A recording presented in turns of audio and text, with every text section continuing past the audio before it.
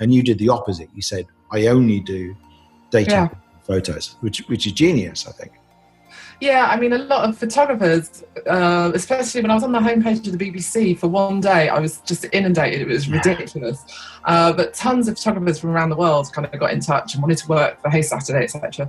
But one of the things that they kept saying was, God, if I could just have a fraction of your PR, it would be amazing. Like, how do you do that? And I just thought, well, you can see what I'm doing. I'm doing something different. Like, I'm just doing something different, but one thing and doing that like well. This is the Ideas Lab podcast, where you can learn from great creative and entrepreneurial minds how to turn your ideas into original businesses, books, and brands. Because in a crowded world, it pays to stand out. This is your host, John Williams, best-selling author and founder of the Ideas Lab London. Today's guest is a superb example of the power of what I call super niching in my book, Screw Work, Break Free. Too many people, when they start a business or go self-employed for the first time, are afraid to turn away any work at all. And yet, if you're brave enough to say that I only do one thing and I do it really well, you can corner an entire market. This has been called category creation, because instead of becoming yet another person in a certain category of business, you create an entirely new category of business. And when you do that, you automatically become number one in that category. There's no better demonstration of this that I can think of than Saskia Nelson. Saskia went from idea to business launch in just 30 days on one of my programs. She created the country's first dedicated dating profile photography business. Hey Saturday is now an award-winning business with at least a dozen photographers across the UK and now in New York. Hey Saturday has now been featured in so many newspapers and magazines, it's difficult to keep track. She's been featured by Time magazine, and earlier this year she was on the front page of the BBC News website. In this podcast, Saskia explains to me how she used her own life experience to come up with an original business idea, the very first things she did in order to turn her idea into a real business, how she got her first clients without even having a website, and how she attracted free PR worth tens of thousands of pounds. Check out the show notes at theideaslab.org/podcast to find links and details of everything we talk about and to see photos and video clips from our conversation.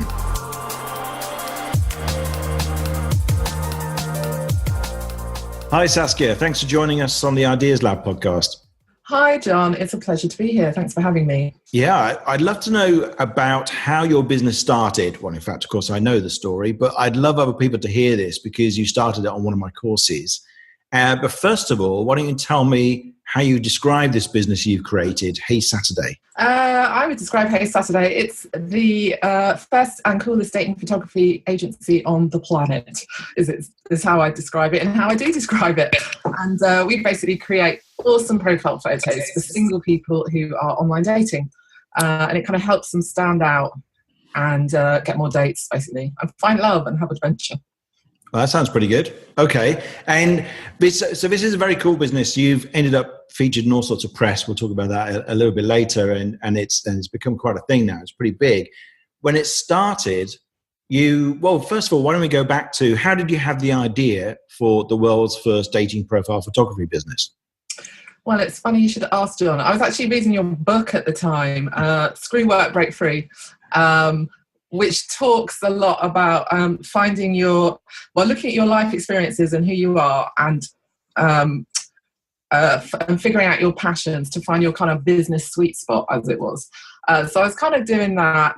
And in the meantime, I quit my job on the spur of the moment. I just happened to do that because I was just like, my job's doing my head in. But I had a 3-month notice period.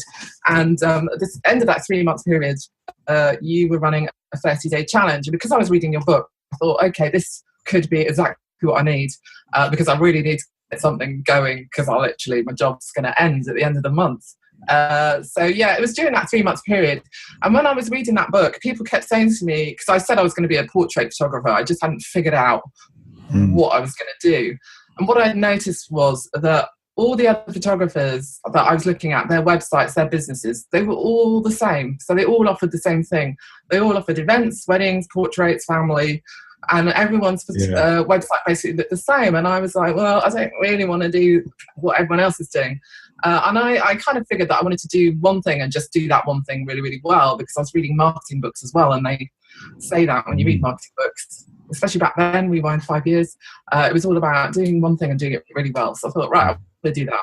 And everyone kept saying, are you going to be a wedding photographer? And I was thinking of your book and thinking, that's not, I've got no kind of interest in weddings, or I've never been married, it's not my thing. But I kind of looked back on my life and my experiences, and I realized that my 8 years of online dating might actually come into play, because it made me realize that I'd spent 8 years looking at really, really, really bad dating photos. And with my kind of marketing experience, I realized that good images, good strong images attract people's attention. They sell, they market, it's what people use for marketing. So I kind of had that idea, like, well, imagine if you had a dating profile and instead of using crappy, blurry holiday snaps, you actually used a really good, strong, powerful image. Imagine what that would do to your profile. So that was kind of where it came from. But your book was definitely that helped me do that kind of thinking about my own life experiences and who I was, and what I had in particular to bring to the party. So you joined this course, the 30-day challenge, that I used to run. I ran 10 times. And did you have this idea during the challenge, or was it beforehand? Because the challenge only runs 30 days. I think I had the idea. I definitely had it near the start of the challenge. So because I was reading the book as well, I was ruminating. I was getting pretty close to what I wanted to do. So I think it was around about the same time. But I do remember near the beginning, before I'd started, I was like, oh no, I need to have an idea, because I don't want to be like, I know you say it's okay, but I was like, I don't want to kind of waste too much of the time floundering with no idea. So it was pretty near the start, I would say. And what did you do first then? Because of course, a lot of people have these ideas for a business, particularly, something that's quite cool like this, that sounds fun. And then they just sit on it, or they research. So they just spend their whole time Googling. But fortunately, partly because probably you'd read some of my stuff and you were on the program which says you need to take action. But what you actually went and took action. What did you do first that got this thing rolling? Well, first of all, I needed to I needed a product that would sell. So I did lots of free shoots with friends to start with, so that I had some content to put the website together. So that was, I would say, was my very first step, was creating this content so that I had something to sell. In fact, I started through the 30-day challenge. One of my first strangers that I did a shoot with was through the 30-day challenge, and then actually through her I got my first paying client. So so there was somebody on the course I think there were 100 or 200 people at the time, and one of them volunteered to say, "Hey, I'll be your first victim who isn't friends and family." Yeah, and she liked it. Gave me a lot of confidence. So you need to do that to build up your confidence, because at first, if you're just working with friends and family, that's kind of, okay, this is kind of easy. You need to branch out and start working with strangers and getting used to that. So I started with her from the challenge, and then she loved her photos so much, she showed them to her family, and basically her cousin booked me for a shoot. So that was my first paid shoot, and that was, I think I was still in the challenge, or it was shortly after the challenge anyway, if not during it. And it was pretty terrifying. I mean, I can laugh now 5 years later, but I was like, oh my God, someone's paying me to do this now. It does get extra scary at that point, doesn't it? But that's great that you actually, but you went into doing it straight away. Because what a lot of people do is they fiddle with their logo, and they, worry about the perfect website and the perfect name. In fact, your company name was slightly different at the beginning. Yeah, I've done a rebrand since. Yeah. And so you didn't worry too much about that. You got it up, you got some sort of site up, or actually, first thing you did was you just started doing this thing. You can actually, people don't realize you can start something without having a website that talks about it, without having a social media presence. And then you started creating content which you could then put on the website. So you've got lots of nice pictures of people showing what it is that you do. And then from there on, I mean, because if we fast forward to today, things are, you've done really well. So you've now got, it's not just you in this business anymore. How many photographers do you have? So it's hard to keep track because I've just taken on another one last night. Yeah. So actually with her, it's 12 photographers. So 10 in the UK and 2 in New York at the moment. And are you in multiple cities in the UK? Yeah, so it's Birmingham, Manchester, London, Brighton, Edinburgh, Glasgow. Brilliant. With Bristol's next, hopefully. Great. So I've got someone lined up for Bristol. Yeah. Coming online. Cool. And 2 photographers in New York. Yeah, so the dating world's quite small. So one of the things I did once I got up and running was make myself known to the dating world and the relevant people in there. And it's quite small, and so there are lots of dating experts in New York and matchmakers and people that I connected with. And I ended up being a judge on the US Dating Awards because I'd won one of the awards in the UK and in Europe, actually. So I went on to be a judge in America for their awards.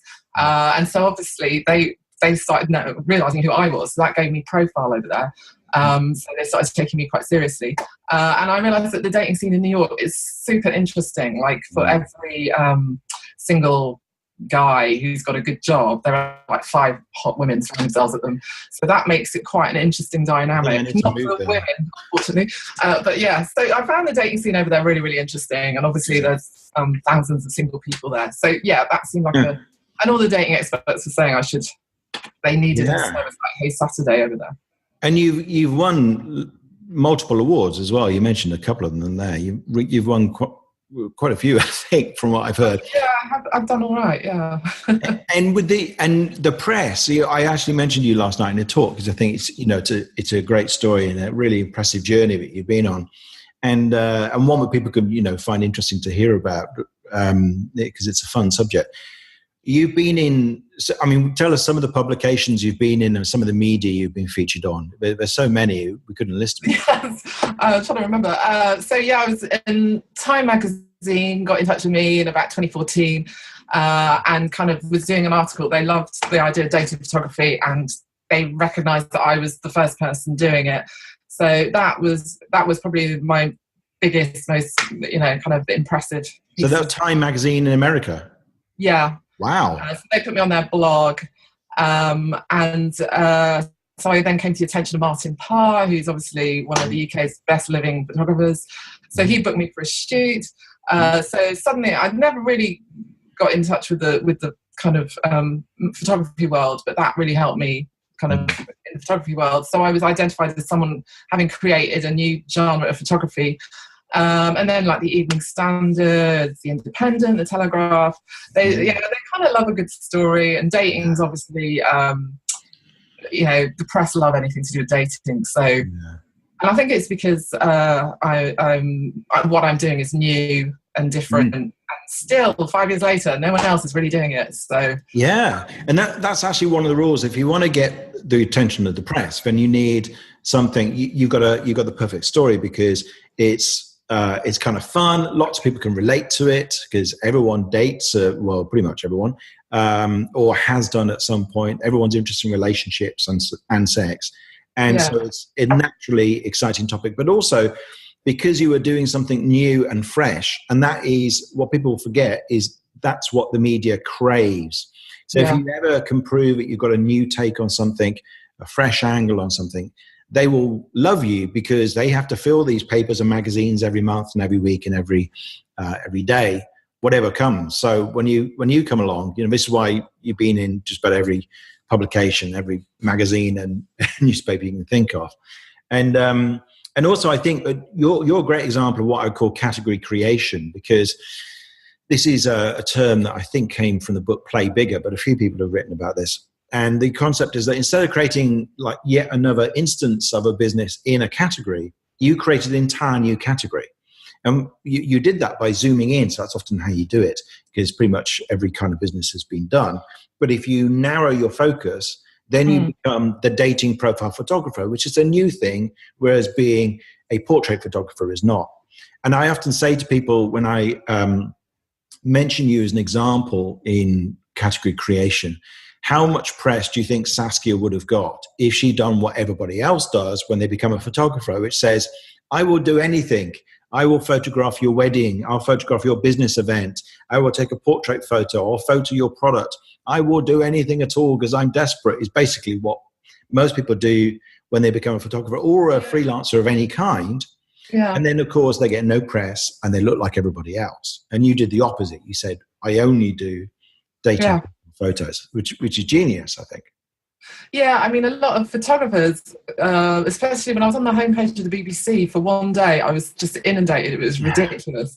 But tons of photographers from around the world kind of got in touch and wanted to work for Hey Saturday, etc. But one of the things that they kept saying was, God, if I could just have a fraction of your PR, it would be amazing. Like, how do you do that? And I just thought, well, you can see what I'm doing. I'm doing something different. Like, I'm just doing something different, but one thing and doing that like well. But even though I see that, I'm still struggling to understand how I do that. So yeah, it's funny, isn't it? And I think it's about. I think there's the woo-woo crowd who believe in, who talk about abundance and scarcity, and I think it's quite an interesting model. Sometimes will say that you have to have a certain faith that you can do something good that the world wants, and it will work out, and that will work out better than saying, I'll take anything. And funnily enough, of course, the parallel is dating. And I use this example whenever I give a talk. And like, if you said to somebody on your dating profile, I'll date anybody of any kind, I don't care, please just take me, how many dates would you get? A big fat zero. Yes. Yeah, exactly. And yet that's exactly what people do in business when they set themselves up as a freelancer or whatever. You've done the opposite, but it takes a bit of bravery to say, this is what I do and that's all I do. So was there a point when, now you've got this kind of empire going on, was there a point between that first paid client and where we are now where you went, oh wow, this thing's really going to work? This is was there like a first bit of press interest or something that made you go, holy crap, this thing could take off? Yeah, so I would say year one was kind of hard work because obviously it wasn't a thing and no one was Googling dating photography or anything like that. So that was a bit of a slog, but everyone I spoke to reacted, or everyone single that I spoke to just reacted with like, that's incredible, like, why isn't this happening already? So that kept me going. And then after a year, I decided I was going to do some paid PR and just see what happened with that. But I decided to take on another photographer before doing that, just in case, I got some good press or something. Yeah. So that's when I took on my second photographer as a kind of backup plan. And then I was in the Evening Standard. Now, I thought I was going to be like near the back pages. I ended up being on page 13 as a news story. And like my intro just exploded that night and stayed like that for about, 3 or 4 months. It was insane. Wow. And I was like, thank God I took Nicole on. Because just was insane. And from that, I got other press because, as you know, then the Daily Mail jumps on the back of that, and then the Independent were interested. And so, yeah, the minute you get one good bit of press, others jump on it, So yeah, I was so glad I had the forethought to bring another photographer on at that point before kind of spending on some PR. But it was through doing that I realised what you say is true. And I think lots of people think getting press is this like incredible, like, how do you do that and stuff? Yeah. But these people are tagging for good stories. So they really are. And a lot of my press has just been, people approaching me. So I've done like a feature for Radio 4. I've the Time magazine thing. I've got a BBC World interview tomorrow. They all approach me. So because it's a good story. I'm not actually. I've only paid for PR twice, I think. And that's right. And so that's what I found when I've done category creation with things like my Scanners Night event I ran for 6 years or whatever. That got press organically. If I'd ever been organised enough to get a PR person, it would have really been something. The 30-day challenge got press organically. And Screw Well, Let's Play, my first book, got press just because I managed to create something that was first of its kind. So when you create a new category, you are automatically number one in that category. And then your job is to sort of see if you can run fast enough to keep up, which is what you had to do. I mean, you're pretty smart. I don't want to underplay. There's some entrepreneurial spirit in you, because just that thing of like, okay, I'm going to pay for some PR and I'm going to be sensible enough to get my first hire, or first person at least, ready to go in case this really works and takes off. So that little bit of forward planning and sensible thinking makes a big difference, which sometimes I wish I had a bit more of that. Yeah, no, me too. I could definitely use more of it, but yeah. So I suppose some people might think this is all, and you probably get some hate press, right? You probably get, if you do anything that's visible, people will hate you for whatever reason. And does your negative feedback come about? I think I saw a comment somewhere on one of your posts where somebody's going, well, this is what the world's coming to. We're all, taking, I don't know what it's like, but it's superficial thing. Here we are, taking pretty pictures of ourselves and doing somehow online dating is more superficial than normal dating, all that kind of stuff. Have you had any of that kind of kickback? Yeah, I've had a few guys troll me. So they'll just send me an email that basically says, you single-handedly have made online dating a complete nightmare for men like me. It shouldn't be like this, and basically blaming me for how people's brains work. And I'm like, I just ignore them.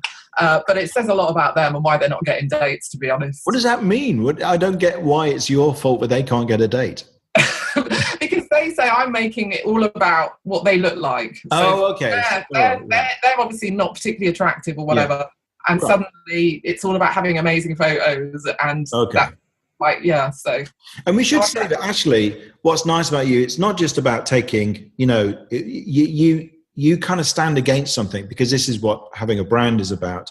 You stand against the perfect airbrushed photo. In fact, you don't do any airbrushing. You don't do any, there's a kind of no Photoshop rule unless you happen to sort of have, you get a spot one day that happened to be on your photo day. But apart from that, you don't alter people's photos.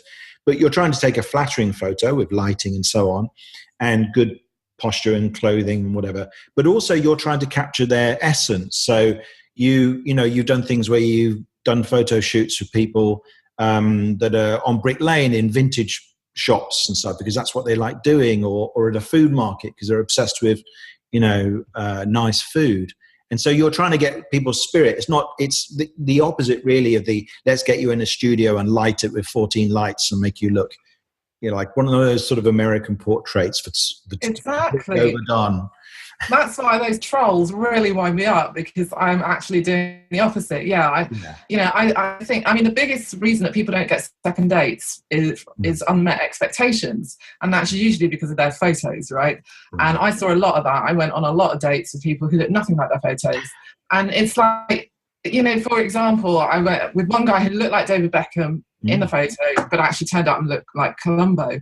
Now that's fine, but you know what? I actually find Columbo more attractive, but not if Columbo's going to deceive me before I've even got to the date. Right. Just use a photo of him looking like him. That would have been fine with me.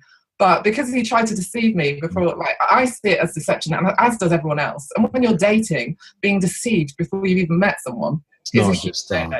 So a big part of why I set up the business is to just create photos that were genuine, make people look like they do look, but look like them on a really good day. So you like the effort you make on going on a first date. But also, there's that element of telling their story in their photo as well. So, if you can, when two people get together and have a relationship, it's really about merging lifestyles. Like a big part when you meet someone is my lifestyle going to suit their lifestyle? One of the best ways to do that is by showing that through your photos, like the clothes you're wearing, where you're at, what you're holding, what you're interested in, what your passions are. So we try and do a lot of that in our photography. Yeah, that's a great idea. I like that. And you did the photo shoot for my for the cover for Screw Up Break Free, which is very kind. I did.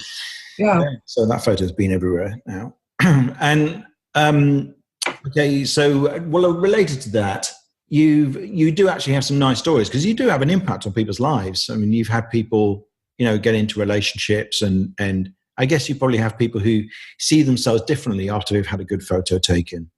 Have you seen that happen, or lovely results come out of the photos that you've done for people? Yeah, I mean, one of the things that we do is we're not just selling photo shoots, we're trying to sell people a better dating experience, basically. And one of those things is they come away feeling a lot more confident about themselves. So they come into photo shoots feeling like, oh God, I don't want to do this. I feel awkward. I'm not happy in front of the camera. But their shoot is like, we're all about making them a really good laugh. And they come away and they've had a really good time. They've connected with someone and they've ended up with some really good photos themselves. No one has good photos themselves unless they're like you working in the public eye. But generally, the general public don't have great photos themselves. So suddenly they've got something they can feel proud of, and they can go back to their dating profile and create something that they're proud of and they feel good about. And it does give them, it does give them a real lift. But yeah, we've had some really good stories. So one of my favourites is a guy that I did a shoot with. He was probably in his late 50s. We did a shoot in Battersea Park. And then I think it was last year, he dropped me an email saying that he's just got engaged to an ex-model and he was so excited. He's really thankful that he felt like I changed his life just through this act of taking his photos. He'd had such an adventure with them since. So getting messages like that is like, oh, this is why I do it. Yeah. And then, I've got a client in Chicago who came to visit her sister in London and had a shoot with me, and she's now married and had a baby in July. And stays in touch with me because, she says a big part of that was these photos. So, it's great getting stories like that because that is why I set up the business. I am trying to give them, I found love online. I've been with my partner 9 years now, and I met my guardian soulmates. Before that, I spent like a long time online dating, going, oh God, I'm never going to meet anyone like, whatever everyone else does. But I was actually enjoying myself, so it wasn't a hardship. But yeah, I do believe everyone can find love online. You just need the right mindset and the right dating photos, of course. So, well, on that point, what's the one thing you think people get wrong the most in their dating profile photos? If they're doing them themselves, getting their or using photos they got from somewhere else? I have quite a list of dating photo no-nos, but I think the worst one for me is just using low quality photos. So if you use low quality photos, the message you're sending, particularly in 2017, when everything is all about, people crave a richer visual experience online. So if you're using poor quality images, the message that you're sending people is that this isn't important to you, and you're not taking the time to invest in this particular thing, which is looking for love. So you're basically giving the message it's not important. And low quality photos will attract low quality dates. So it'll attract hookups. It'll attract people who are not serious about finding love because that's the message you're giving them.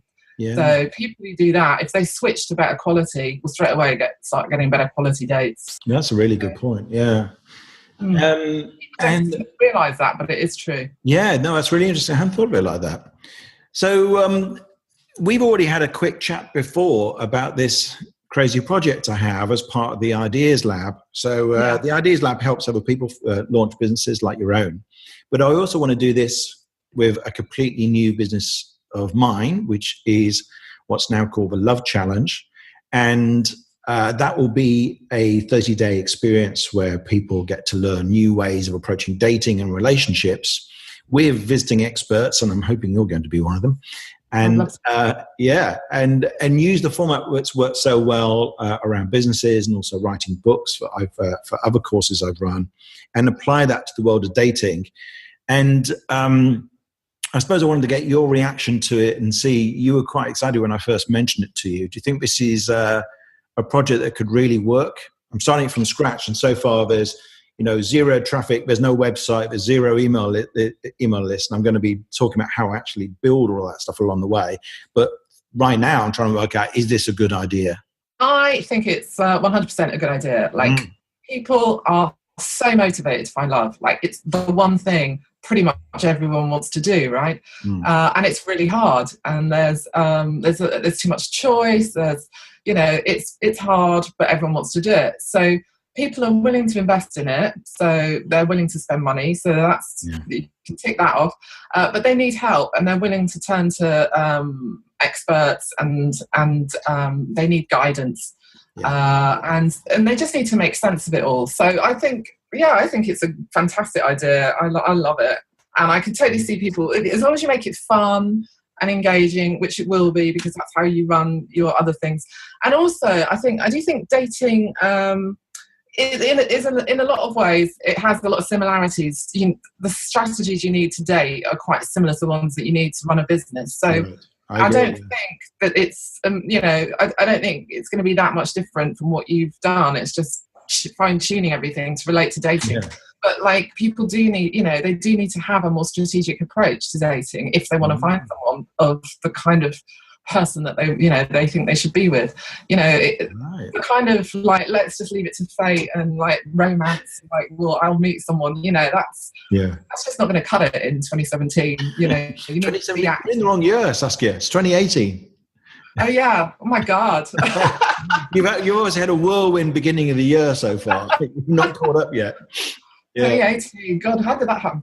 Anyway, yeah. So, you need to get more strategic, I think. Yeah. So, kind of help that people can have, and also the other thing is, while people invest time in their careers, they're kind of quite career minded, and it's something that you talk about willingly and invest time in. With love, it's a lot harder. There are romantics who want to meet, kind of just let's see what happens. Yeah. But no, I think if you get more strategic, you'll definitely get better results. So yeah, I think it's really exciting. Oh, great! Yes, and I'd love it to have you involved in some way or other. So that would be great if you're up for that. Yeah, definitely. Right. Okay. Well, thanks very much. It's been fantastic to see your journey, and you've managed it really well. I know. Things are never quite as simple as they appear, and so it's been. I'm sure, like any business, you've had moments when there's been too much work to do, or there's like been worries about this and that, and you've worn it all really well. So I'm very impressed, and great to know that my books and courses played some small role in that. And look forward to talking to you a bit more about the Love Challenge. Brilliant. Me too. Thanks for having me. If people want to find out about Hey Saturday as a client, where should they go? So the website is www.heysaturday.co. So that's just .co on the end. Yeah. And if people, in case there's anyone listening and they want to be a photographer for you, is there somewhere they should go and something we should say in advance just to kind of frame that? They can email me via the website as well, preferably with a link to their portfolio and telling me a bit about themselves. Yeah.